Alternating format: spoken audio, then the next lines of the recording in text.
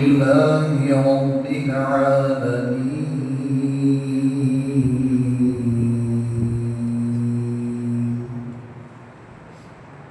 والصلاة والسلام على أشرف الأنبياء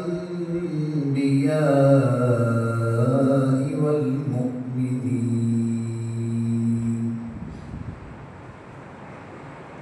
وعلى آله الطيبين الطاهرين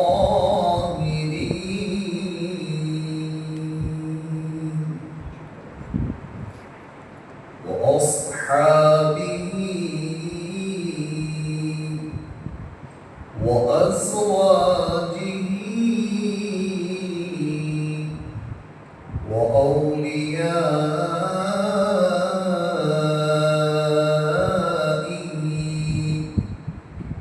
وعلماء ملته وأهل سنته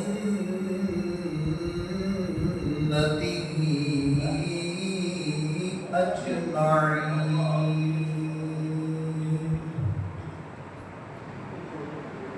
أما بعد، أعوذ بالله من الشيطان الرجيم.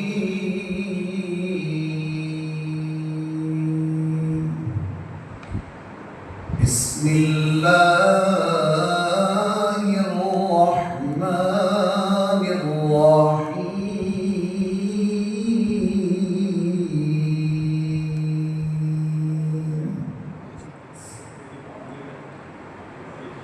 لقد من الله على المؤمنين إذ بعث فيهم رسولا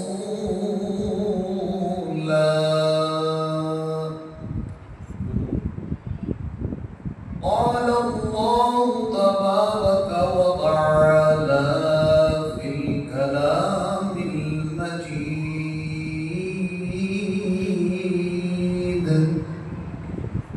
ورفعنا لك ذكرك. قال الله تبارك وتعالى في الكلام المجيد: إن الله وملائكته يصلون على النبي يا أيها الذين آمنوا صلوا عليه وسلموا تسليما.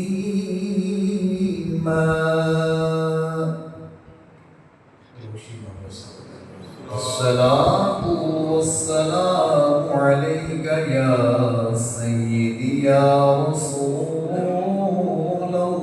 الله، وعلى آلك وأصحابك يا حبيب الله. الصلاة والسلام عليك يا إمام الأنبياء والمرسلين، وعلى آلك وأصحابك يا خاتم المرسلين.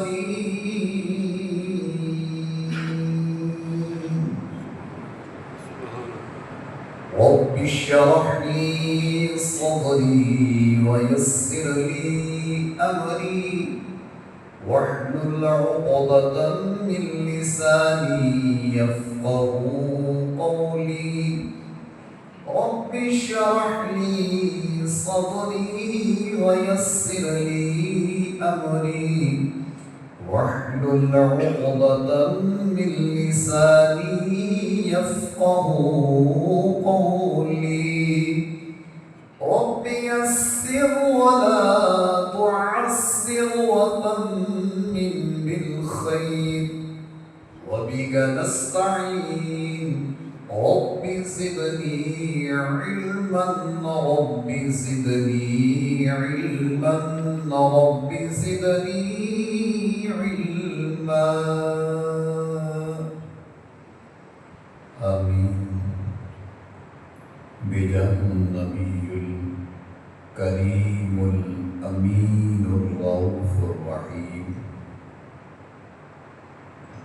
سب سے اولا و اعلیٰ ہمارا نبی، سب سے بالا و اعلیٰ ہمارا نبی، بجھ گئی جس کے آگے سبھی مشعلیں، شمع وہ لے کے آیا ہمارا نبی، خلق سے اولیاء، اولیاء سے رسول اور رسولوں سے اعلیٰ ہمارا نبی، کون دیتا ہے دینے کو منہ چاہیے، دینے والا ہے سچا ہمارا نبی، غم زدوں کو رضا مژدہ دیجیے، بے کسوں کا ہے سہارا ہمارا نبی۔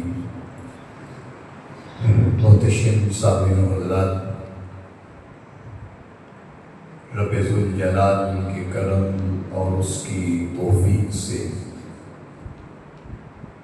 میں اور آپ اللہ تعالیٰ کے گھر میں حاضر ہیں، دعائے بارگاہ الہی میں خالق کائنات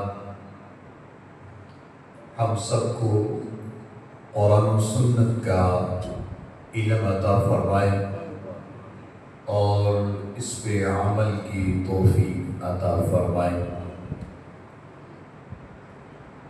آج کا جمعۃ المبارک جو ہے یہ دو موضوعات کے ساتھ منسلک ہے۔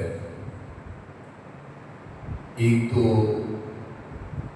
ہر فرد کو آج کا دن یاد ہے، 14 اگست 47 کو جو ملک مارز وجود میں آیا، جو خطہ ہم نے اسلام کی خاطر لیا تھا، آج الحمدللہ ہم اس خطہ میں اللہ تعالیٰ کی وحدانیت، اس کے پیارے رسول صلی اللہ علیہ وسلم کے دین گا رہے ہیں، اور دوسرا چونکہ آج مغرب کی نماز کے بعد ماہ ربیع الاول شریف کا آغاز ہو جائے گا، یاد رکھا جائے کہ کائنات کے اندر جتنی بھی چیزیں موجود ہیں، ہر چیز کو وجود ملا تو میرے مصطفیٰ کریم صلی اللہ علیہ وسلم کا صدقہ ملا، اور سرکار دو عالم صلی اللہ علیہ وسلم کا جو ذکر خیر ہے وہ صرف ماہ ربیع الاول تک محدود نہیں ہے۔ اب سمجھا جائے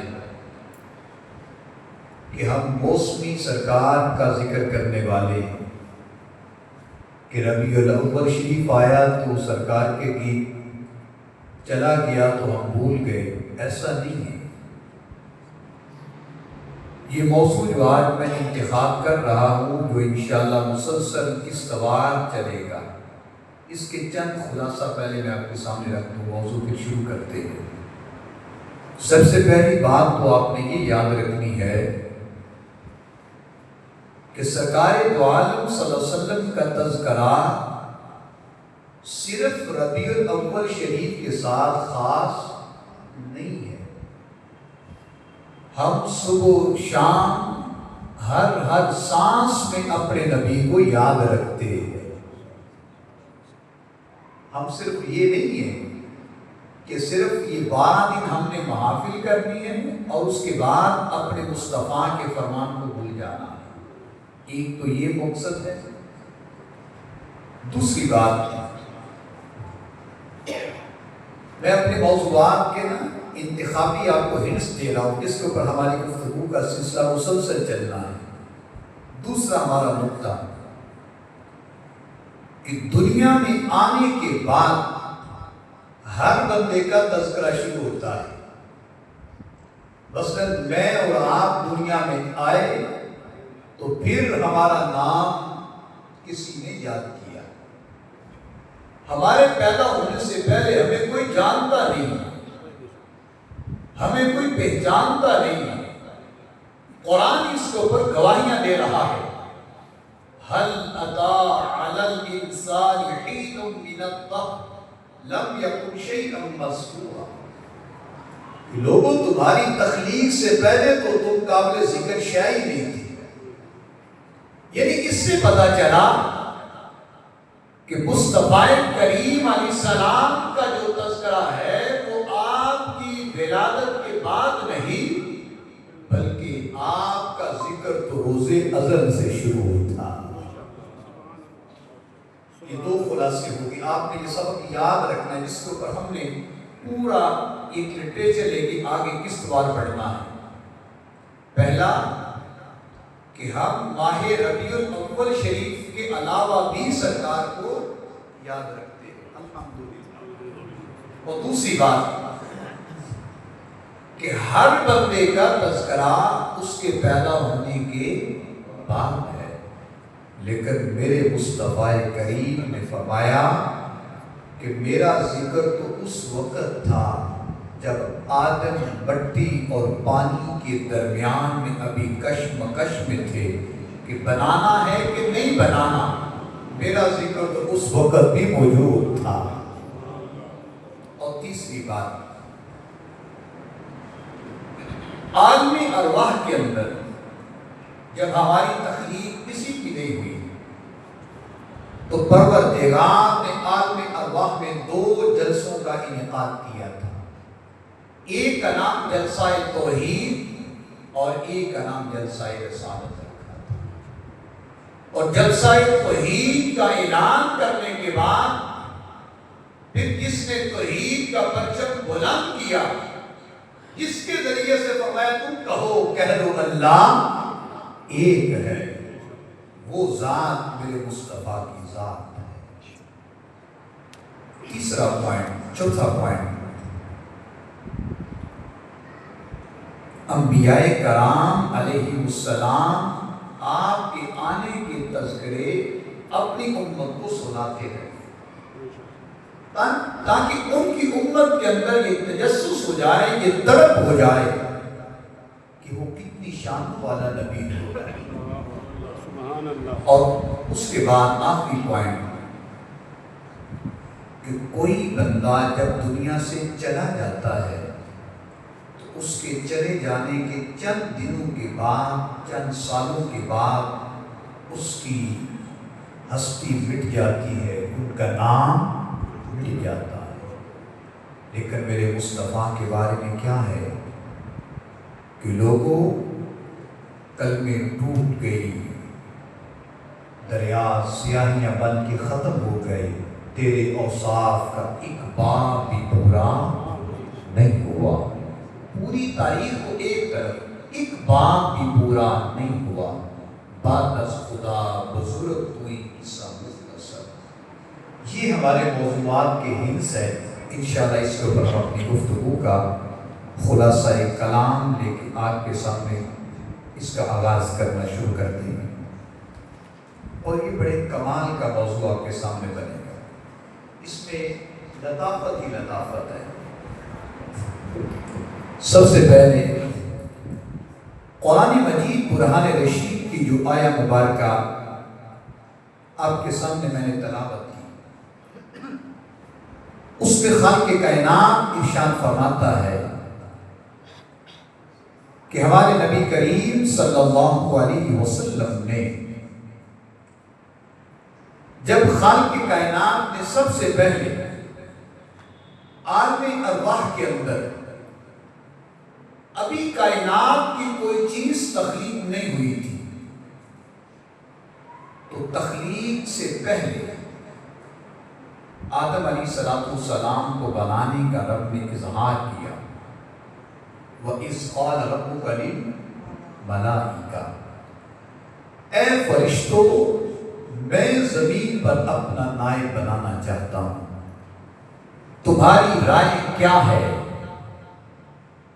فرشتوں نے کہا اے پروردگار تو اس کو نائب بنائے گا جو زمین میں فساد کرے گا۔ میں تم نہیں جانتے، میں بہتر جانتا ہوں۔ یہ بات مکمل کرنے کے بعد حضرت آدم علیہ السلام پیدا ہو گئے۔ جناب آدم علیہ السلام جنت میں رہ رہے ہیں، ان کا کوئی ساتھی نہیں ہے، فرشتے فرشتوں سے بات کرتے ہیں، حور سے بات کر رہی ہے۔ حضرت آدم علیہ السلام تنہا جنت میں موجود ہے۔ عرض کیا پروردگار میرا بھی کوئی ہم سفر ہونا چاہیے۔ اب یہ اندازہ کریں کہ تخلیق کائنات کیسے ہو رہی ہے۔ تخلیق کائنات کے ساتھ ہی یہ موضوع انشاءاللہ آپ کے سامنے آئے۔ اب پروردگار نے حضرت آدم علیہ السلام کو پیدا کر دیا۔ پیدا کرنے کے بعد فرشتوں کو کہا سجدہ کرو، ابلیس کے علاوہ باقی تمام نے سجدے کیے۔ اب اظہار ہوا کہ میرا بھی کوئی ہم سفر ہو جائے، ہمارا ساتھی بن جائے۔ پروردگار نے حضرت آدم علیہ السلام کو نماز ظہر یا نماز عصر، ان دونوں نمازوں کے درمیان آپ کے اوپر نیند کا غلبہ طاری کر دیا۔ جب آپ نیند سے بیدار ہوئے تو نیند سے بیدار ہونے کے بعد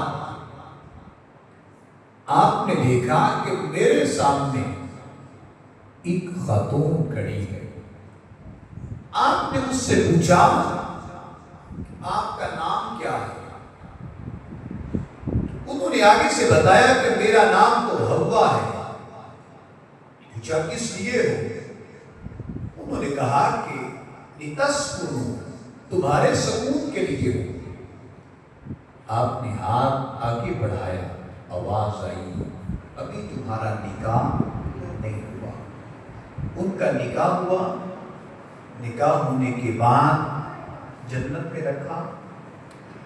حکم ہوا کہ اس درخت کے قریب نہیں جانا، لیکن حالات ایسے بنائے گئے آپ کو دنیا میں آنا پڑا۔ جب آپ اس کائنات میں آنے لگے تو اب میرے رب نے جلسہ توحید کا انعقاد کیا۔ جلسہ اب یہ جلسہ توحید کا انعقاد کیا۔ اب رب نے فرمایا، سورہ آراف نام پارے کے اندر یہ ذکر موجود ہے۔ سورہ آراف کے اندر خالق کائنات فرماتا ہے، وَإِذْ أَخَذَ رَبُّكَ مِنْ بَنِي آدَمَ، ارے وہ وقت یاد کرو جب ہم نے آدم کو اس کا ظہور کیا تھا۔ وَإِذْ أَخَذَ رَبُّكَ مِنْ بَنِي آدَمَ مِنْ ظُهُورِهِمْ ذُرِّيَّتَهُمْ، پھر آدم سے اس کی ذریت کو پیدا کیا۔ ذریت کو پیدا کرنے کے بعد رب نے ان سے پوچھا، وَأَشْهَدَهُمْ عَلَىٰ أَنفُسِهِمْ، یہ بتاؤ کہ دنیا میں جا کر میرے بارے میں کیا گمان رکھو گے، مجھے کیا تسلیم کرو گے۔ یہ جلسہ توحید ہو رہا ہے، جلسہ توحید ہو رہا ہے، یعنی اس دن اور کوئی خطاب نہیں کر رہا، خطاب کرنے والا رب موجود ہے۔ اس دن رب کے علاوہ کسی نے تقریر نہیں کی تھی، تقریر رب کر رہا ہے۔ انبیاء کرام علیہ السلام کی روحیں سن رہی ہے، اس میں انبیاء بھی موجود تھے اور میں اور آپ بھی موجود تھے، میں اور آپ بھی موجود تھے۔ یہ جلسہ توحید ہو رہا ہے۔ جلسہ توحید میں ہر بندے کو آنے کی دعوت دی کو نامینیٹ نہیں کیا، بلکہ فرمایا سب آ جاؤ۔ پھر سنیے قرآن پاک، وَإِذْ أَخَذَ رَبُّكَ مِن بَنِي آدَمَ، ارے یاد کرو جب ہم نے آدم کو پیدا کیا اور ان کی ذریت کو پیدا کیا، پھر ان سے پوچھا یہ بتاؤ کہ تم دنیا میں جا کے میرے بارے میں کیا گمان رکھو گے؟ أَلَسْتُ بِرَبِّكُمْ، کیا تم مجھے اپنا رب تسلیم کرو گے؟ تو ہم سب نے اپنی اپنی آواز میں کہا تھا قالوا بلا، اللہ تو ہمارا رب ہے۔ رب نے پوچھا أَلَسْتُ بِرَبِّكُمْ، بتاؤ میں تمہارا رب ہوں کہ نہیں ہوں؟ تو ہم سب نے کہا تھا قالوا بلا، اللہ تو ہمارا رب ہے۔ یہ جملہ تو ہم سب کہہ کے آئے۔ اب یہ جملہ بولنے کے بعد اب نے یہ موضوع تھوڑا سا نا ایک دوسری طرف جانا ہے۔ یہ موضوع تھوڑا سا بناتے وقت آپ کو ذرا تھوڑی سی توجہ چاہیے، کیونکہ ایک موضوع ایک انتخاب بنتے وقت دیر لگتی ہے۔ جب سوال یہ ہے کہ سب نے کہا کہ اللہ ایک ہے، تو پھر کائنات میں آ کے یہ دوسرا خدا کہاں سے تصور ہوا؟ یہودیت کہاں سے آئی؟ عیسائیوں نے دوسرا خدا کہاں بنا لیا؟ یہ ایک موضوع علیحدہ بن جانا ہے، لیکن میں تھوڑا اس کا ایک ٹچ دے کے آپ کو اس کا موضوع سمجھاتا ہوں۔ سب سے پہلے تو رب نے ہمیں سب کو جمع کر کے فرمایا کیا تم مجھے اپنا رب تسلیم کرتے ہو؟ تو ہم نے کہا بالکل، اللہ تو ہمارا رب ہے۔ قالوا بلا شہیدنا، رب نے فرمایا اب اس بات کی میں بھی گواہی دیتا ہوں، فرشتوں تم بھی گواہ ہو جاؤ، ان تقولوا یوم القیامت، کہ قیامت کے دن کوئی بندہ یہ نہ کہے کہ مجھے تو خبر ہی نہیں ہوئی تھی کہ اللہ ایک ہے۔ کوئی بندہ یہ اعلان نہ کر سکے۔ یہ رب نے جلسہ توحید کا انعقاد کیا۔ اب اس جلسہ توحید کے اندر سب کو بلایا تھا، میں بھی تھی، آپ بھی ہے، پوری کائنات موجود تھی۔ وہاں پر کسی ایک بندے کا تو نام نہیں آیا۔ اس کے بعد وقت گزرتا رہا اور ہمارے نبی کریم علیہ السلام نے فرمایا لوگوں وقت گزرتا گزرتا، جامع ترمذی کے اندر نص موجود ہے، فرمایا لوگوں میں اس وقت بھی نبی موجود تھا جب آدم بین الروح والجسد، ابھی ان کے بدن کے اندر روح داخل نہیں ہوئی تھی، میں اس وقت بھی اپنے رب کے ہاں نبی موجود تھا۔ اب یہ سلسلہ چلتا چلتا ایک جلسہ ختم ہوا، اس کے بعد رب نے فرمایا اس جنت سے اتر جاؤ اور زمین پر بیٹھ جاؤ۔ ہم سارے اس کائنات میں تشریف لے آئے۔ پھر وقت کے ساتھ ساتھ جس کا وقت آئے گا وہ اپنے وقت کے ساتھ پیدا ہوگا اور چلا جائے گا۔ اب اس کے بعد پروردگار عالم نے دوسرا جلسہ انعقاد کیا۔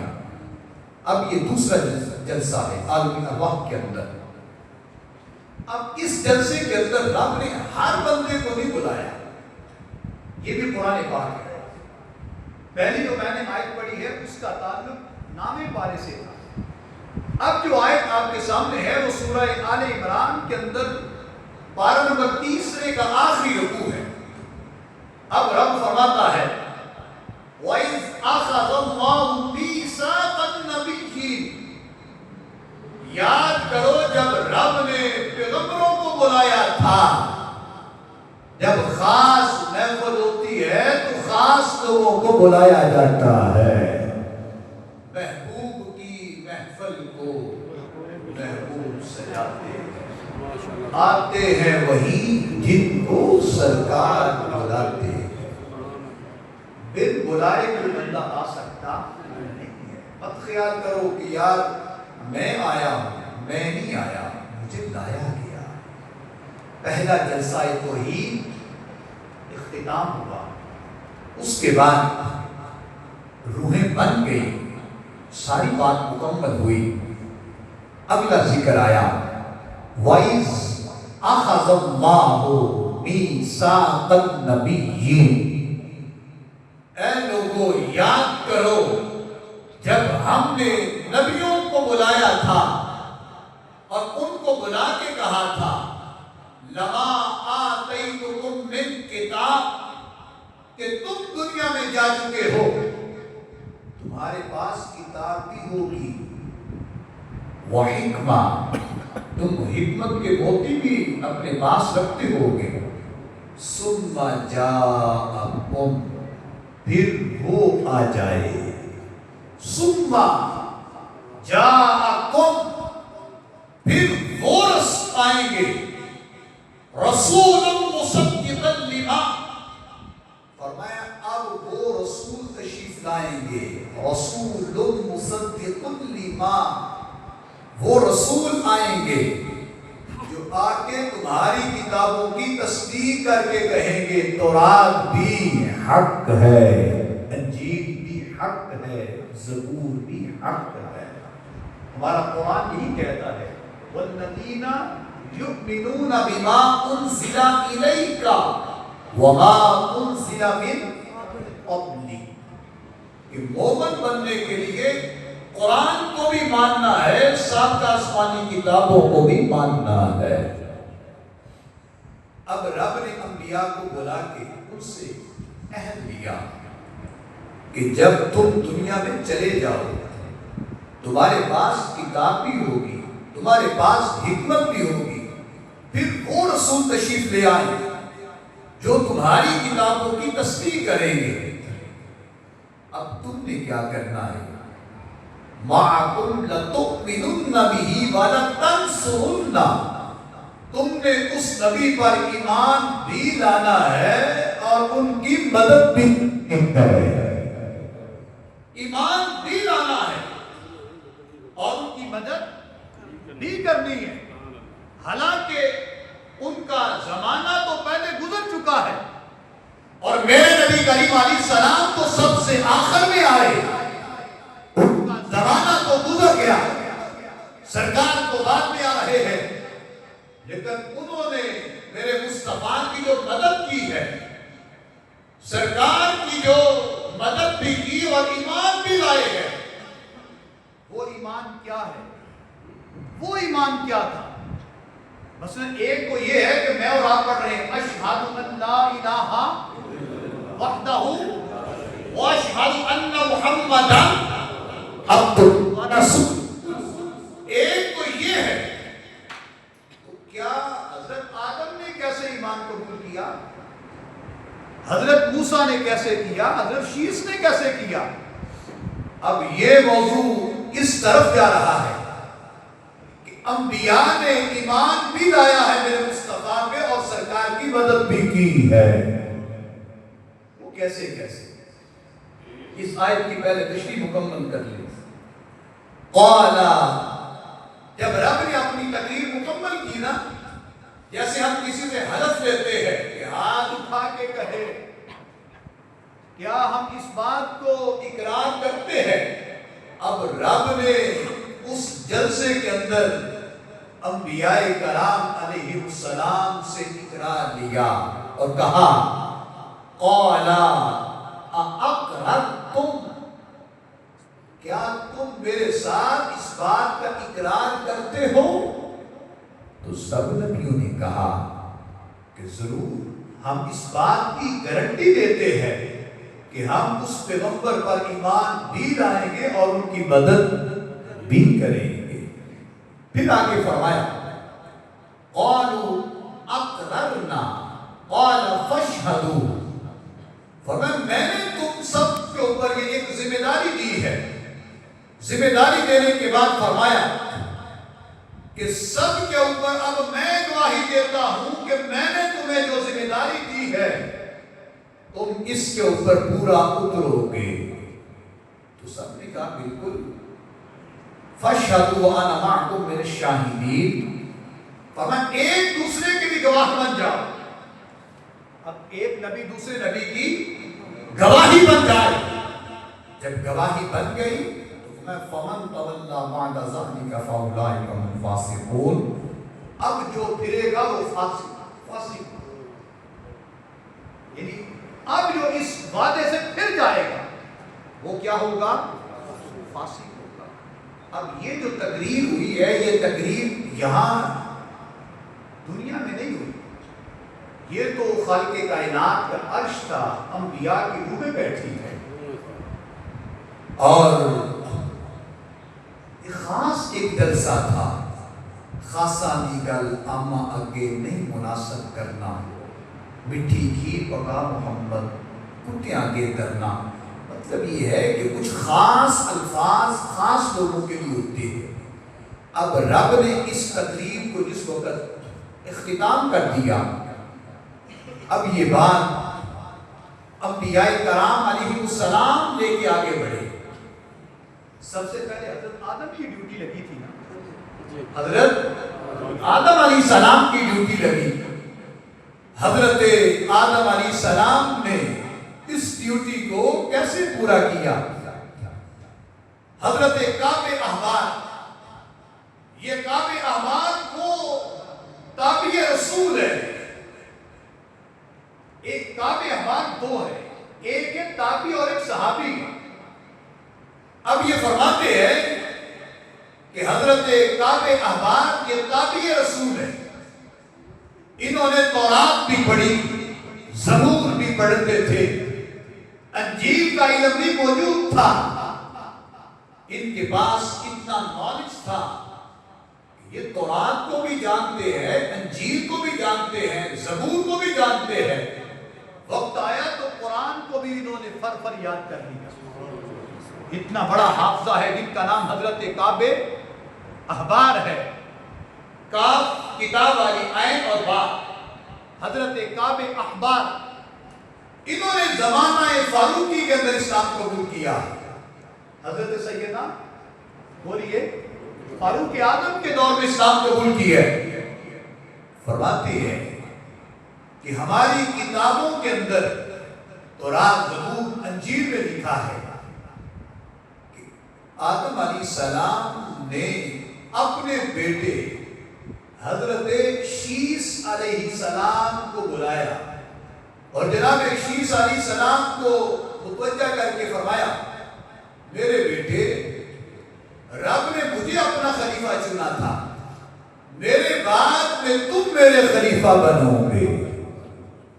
حضرت آدم علیہ السلام کے پہلے خلیفہ کا نام حضرت عیسیٰ علیہ السلام ہے. تم دنیا میں میرا خلیفہ بنو گے. آگے فرمایا میرا خلیفہ بننے کے بعد تمہارے اوپر دو چیزیں لازم ہیں. تم نے جب تک زندہ رہنا ہے اللہ کی توحید کا اعلان کرنا ہے. جب تک زندہ رہنا ہے رب کی توحید کا ڈنکا بجاتے رہنا ہے. اور یہ ذمہ داری تو میری اور آپ کی بھی بنتی ہے. کچھ لوگ سمجھتے ہیں کہ توحید کا اعلان ہم نہیں کریں گے. اگر آپ قرآن پاک کی چوتھے پارے کا یہ رکوع دیکھیں, رکوع نمبر 3 یہاں سے شروع ہوتا ہے, کنتم خیر امہ, تم بہترین امت ہو, اخرجت للناس تأمرون بالمعروف وتنہون عن المنکر. رب نے تمہارا انتخاب اس لیے کیا ہے کہ تم آئے بعد میں ہو, تم تمام انسانوں میں سے بہترین امت ہو, آئے بعد میں ہو, جنت میں پہلے جاؤ گے. کیوں؟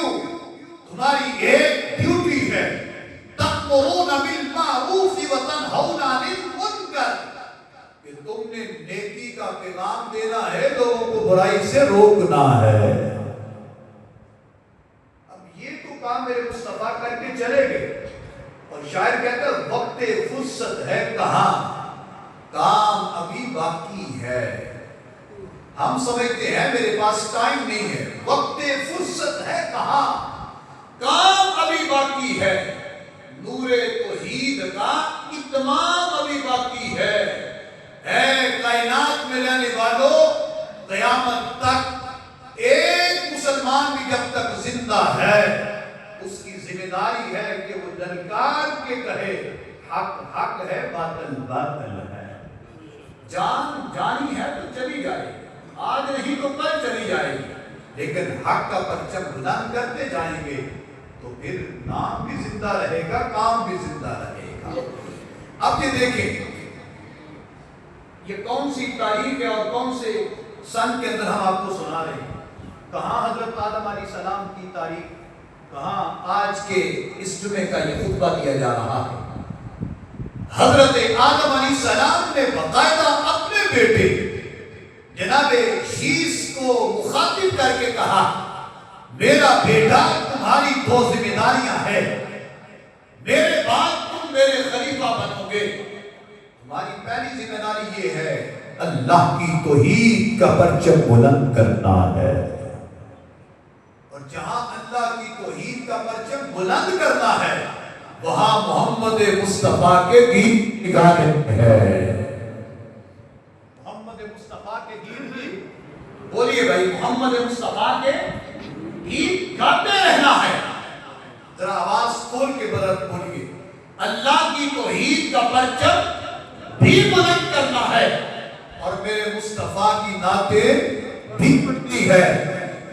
جب یہ اعلان کر دیا اب حضرت شیس علیہ السلام نے پوچھا پیارے ابا جی اب یہ کون ہے، محمد کون ہے، محمد کون ہے، ہم نے ان کا نام نہیں سنا، اس وقت آپ ہیں یا میں ہوں، محمد کی ذات کون ہے. اب حضرت آدم علیہ السلام میرے مصطفیٰ پہ ایمان بھی لا رہے ہیں اور ان کی مدد بھی کر رہے ہیں. کیا فرمایا؟ فرمایا جب رب نے میری روح کا انتخاب کیا اس وقت جب میرے بدن میں روح داخل ہوئی تو میں نے عرش کی طرف دیکھا تو عرش کے ہر کنگرے پہ لکھا تھا لا الہ الا اللہ محمد الرسول اللہ صلی اللہ علیہ وآلہ وسلم. پھر فرمایا میں نے آسمانوں کا چکر لگایا تو میں نے آسمان کے ہر جگہ پر دیکھا ہے کہ کوئی ایسی جگہ نہیں بچی کہ جہاں پر محمد کا نام نہیں لکھا. پھر رب نے مجھے جنت عطا کر دی. جنت میں نے کوئی محل کوئی کمرہ ایسا نہیں دیکھا کہ جس کمرے میں جس محل میں محمد مصطفیٰ کا نام نہ ہو. سبحان اللہ. پھر فرمایا میں نے حوروں کے گلوں میں ہار دیکھے ہیں، وہ حورن عین موٹی موٹی آنکھیں ہیں ان کی، جب وہ پانی پیتی ہے تو حلق سے پانی اترتا نظر آتا ہے. ان کے گلے میں ایک قیمتی ہار ہے اور ہار کسی پتھر کا نہیں ہے، اس ہار پر ایک نام تجویز ہے محمد صلی اللہ علیہ وآلہ وسلم. پھر فرمایا میں نے جنت کے محلات کی اینٹوں کو دیکھا، میں نے طوبا کے درختوں کو دیکھا، یہاں تک کہ سدرۃ المنتہا کے پتوں پہ دیکھا. میں نے اللہ کے عرش کے پاس جو پردے لگے تھے ان پردوں پہ دیکھا. فرشتوں کی آنکھوں میں نے جان کے دیکھا کہ ان کی آنکھوں سے لفظ محمد نظر آ رہا تھا. لیجیو محمد کا نام، لیجیو محمد کا نام. وَرَفَعْنَا لَكَ ذِكْرَكَ، رب نے میرے نبی کے ذکر کو کر دیا ہے. اب یہ جو جلسہ جس کے اندر رب نے حضرت آدم علیہ السلام کی ڈیوٹی لگائی، انہوں نے اپنی ڈیوٹی پوری کر دی۔ اب یہ ڈیوٹی بڑھتی بڑھتی حضرت ابراہیم علیہ السلام کے پاس پہنچتی ہے۔ حضرت ابراہیم علیہ السلام کے پاس پہنچی تو آپ نے جس وقت حضرت ابراہیم علیہ السلام اس کائنات میں پیدا ہوئے تو پیدا ہونے کے بعد آپ کے اوپر مشکلات آنا شروع ہو گئی، امتحانات آئے۔ ایک وہ وقت آیا کہ جب آپ کو آگ میں جانا پڑا۔ اب حضرت عباس سرکار کے چچا ہیں، ایک دن کہنے لگے کملی والے میں ذرا ایک بات آپ سے کرنا چاہتا ہوں۔ اور میں چچا جان بتائیں تو صحیح۔ عرض کیا کہ اے میرے بھتیجے محمد صلی اللہ علیہ وسلم، جب ابراہیم آگ میں داخل ہوئے تھے تو آگ نے ان کو جلایا کیوں نہیں؟ فرمایا اب میں بات سمجھا ہوں کہ آگ اس کو جلا کیسے سکتی ہے جس کی پیشانی میں آپ کا نور ہوگا۔ حضرت ابراہیم علیہ السلام آپ نے اس مشکلات کے اندر وہاں پہ جو کام کیا، پھر باہر نکلے اور شادی ہوتی ہے، پھر وہ وقت آتا ہے، حکم آیا کہ اپنی اولاد کو کعبۃ اللہ میں جا کے آباد کر کے آؤ۔ حالانکہ وہاں پر تو کوئی نام و نشان نہیں تھا۔ وَإِذْ قَالَ إِبْرَاهِيمُ رَبِّ اجْعَلْ هَٰذَا بَلَدًا آمِنًا وَارْزُقْ۔ اگر آپ قرآن پاک کو دیکھیں، قرآن پاک کی جو سورہ بقرہ ہے، جہاں پر قرآن پاک کا پہلا پارہ اختتام ہوتا ہے، اختتام پہ آپ نے اس کو دیکھنا ہے کہ حضرت ابراہیم علیہ السلام نے کعبۃ اللہ بنانے سے پہلے آپ کو حکم آیا کہ اپنی بیوی جس کا نام ہاجرہ ہے اور اپنے بیٹے اسماعیل کو یہاں وادی غیر ذی زرع، یہ وادی غیر ذی زرع میں چھوڑ گیا جہاں پہ کوئی آبادی کا نام و نشان نہیں ہوتا۔ آپ نے وہاں پر کو چھوڑا اور چھوڑ کے واپس پلٹے۔ اما ہاجرہ نے جو الفاظ پوچھے، کس کے سہارے دے کے جا رہے ہو، کیا کہا؟ یہی کہا کہ میں رب کا حکم آیا تھا۔